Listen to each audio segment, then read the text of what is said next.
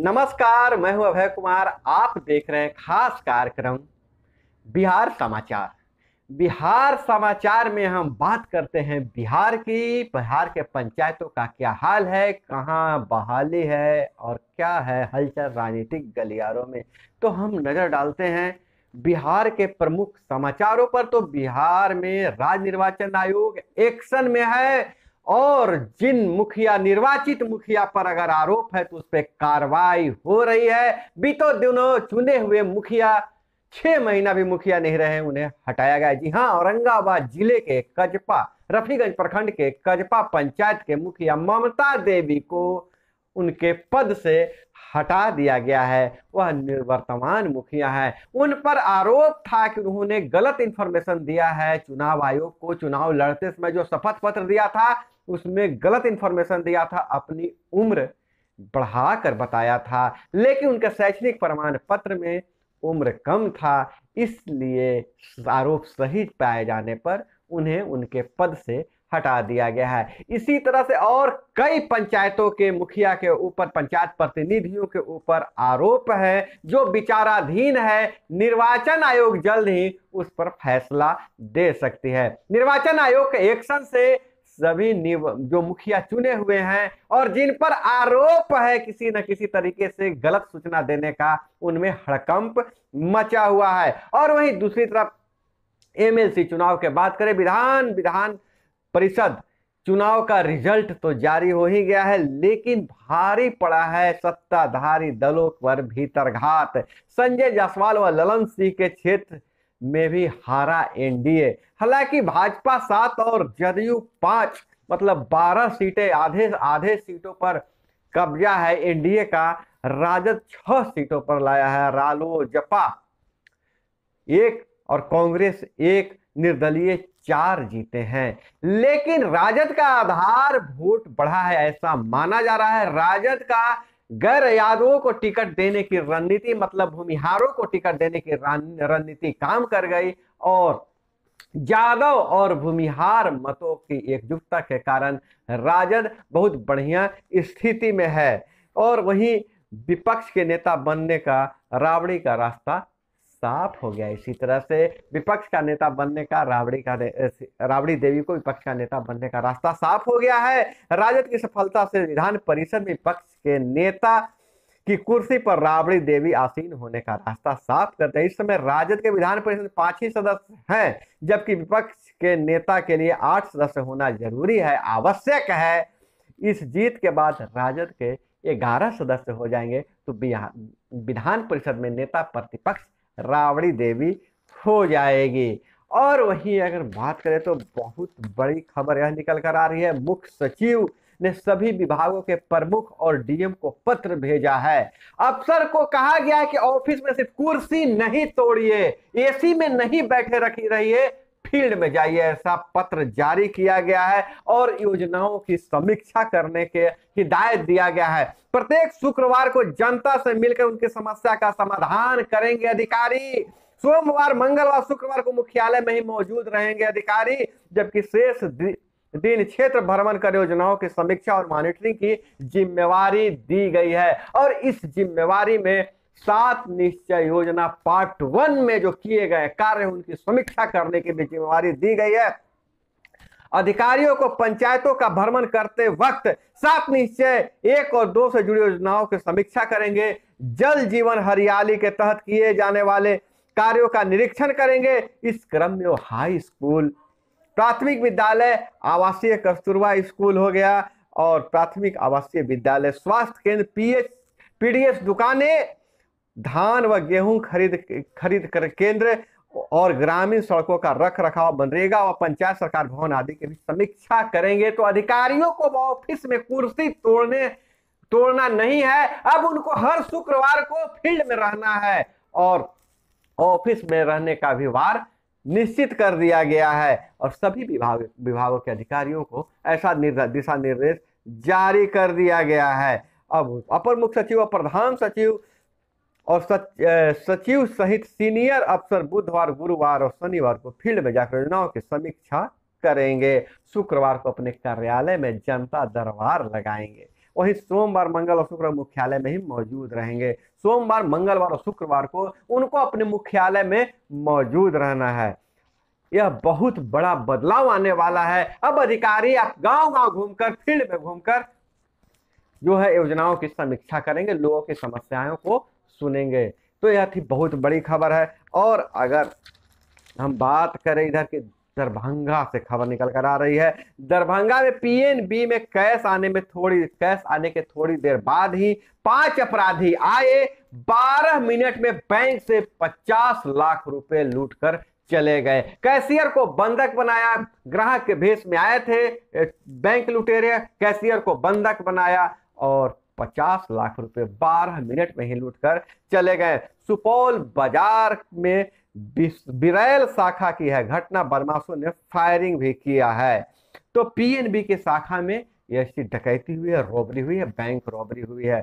और उधर बात करें 138 सहायक अंकेक्षक बहाली प्रारंभिक परीक्षा 18 जून को होगी। अंकेक्षक की बहाली की जो प्रक्रिया है 18 जून की उनकी परीक्षा ली जाएगी। और सभी योग्य किसानों को 15 मई तक फसल सहायता राशि उपलब्ध करवा दिया जाएगा।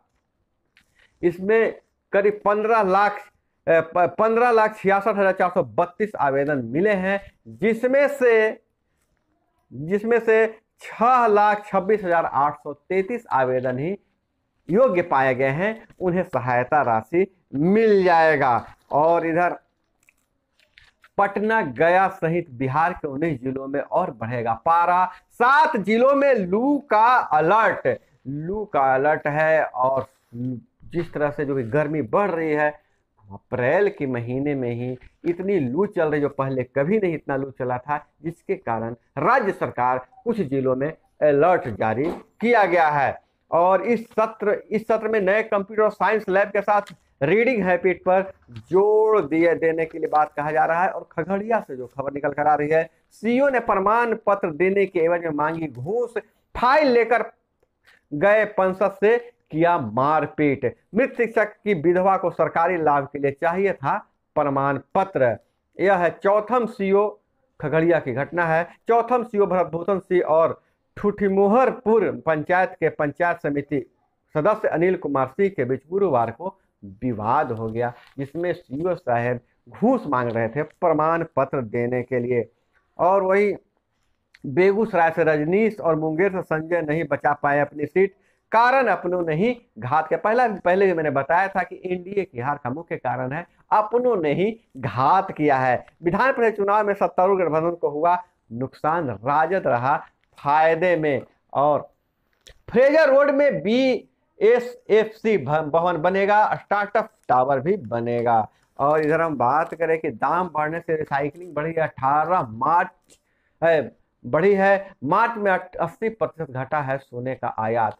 विदेशों से सोना आने के आयात 80% तक घट गया है, लेकिन सोने की आपूर्ति हो भी रही है। तो पुराने सोने को रिसाइकिल किया जा रहा है, उससे देश में सोने का आयात हो रहा है। हालांकि शादी विवाह का मौसम है, फिर भी विदेशों से जो आने वाले सोने में 80% कमी हुई है। और हम इधर बात करें कि अगर तो पंचायती राज विभाग ने स्वच्छता अभियान को लेकर कमर कस लिया है। पंचायत में इसकी शुरुआत की जा रही है। हर पंचायत में प्रतिदिन मुखिया जी को और इसको नोडल पदाधिकारी हैं, उन्हें अपने एक वार्ड में जाकर सफाई करने का निर्देश दिया गया है। और चूंकि यह शुरुआत है तो इसकी निगरानी भी बहुत बढ़िया से किया जा रहा है। धीरे धीरे लोगों को साफ सुथरा रहने और सफाई करने की आदत पड़ जाएगी, तो गांव भी अब शहरों की तरह चकाचक दिखेगा, साफ सुथरा दिखेगा। और सबसे बड़ा फायदा यह होगा कि कचरा मैनेजमेंट के लिए गांव में प्लांट लगाए जाएंगे, जिससे गांव में ही